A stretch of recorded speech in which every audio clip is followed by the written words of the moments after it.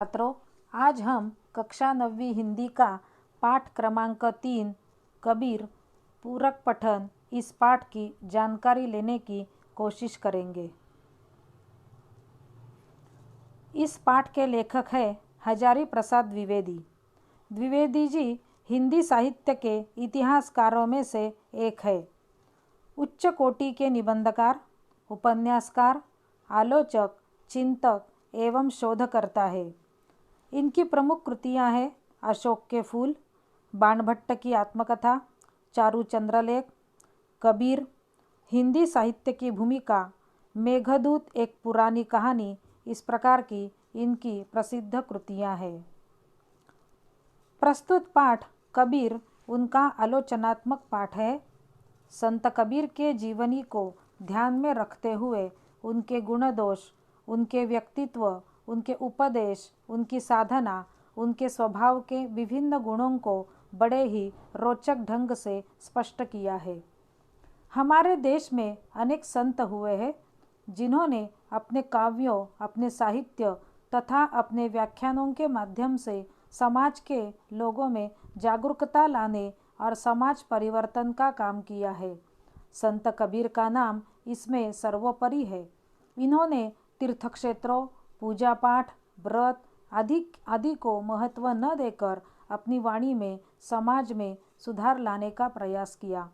उन्होंने सत्य को ही ईश्वर माना और कहा कि राम रहीम दोनों एक ही है।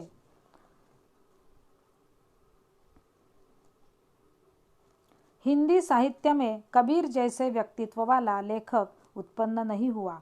संत तुलसीदास को उनका प्रतिद्वंद्वी माना गया है, परंतु दोनों के व्यक्तित्व में बड़ा अंतर है। दोनों ही भक्त थे, परंतु दोनों के स्वभाव, संस्कार और दृष्टिकोण एकदम भिन्न थे। कबीर का स्वभाव मस्ती, फकड़ाना स्वभाव और सब कुछ ही झाड़ फटकारना, इससे वे हिंदी साहित्य में अद्वितीय बन गए।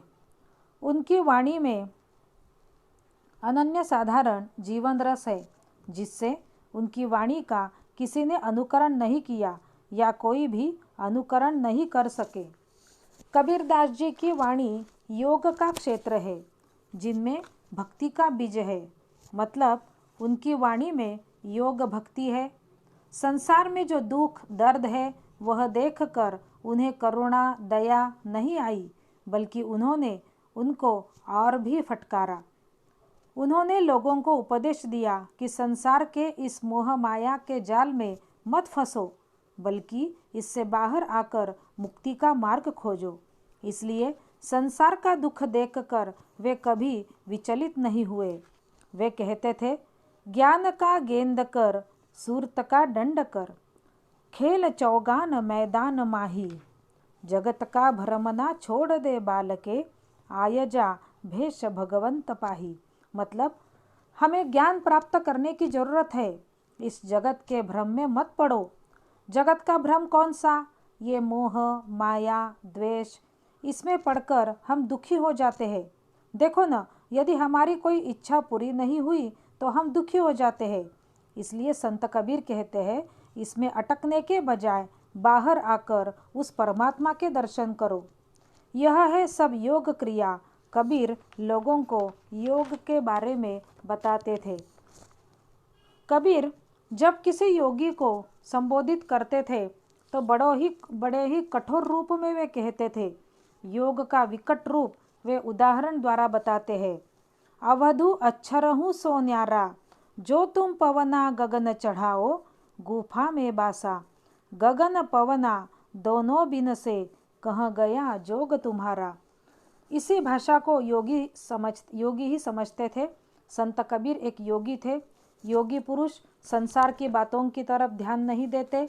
वह ध्यानमग्न समाधि अवस्था में उस परमात्मा में विलीन हो जाते हैं।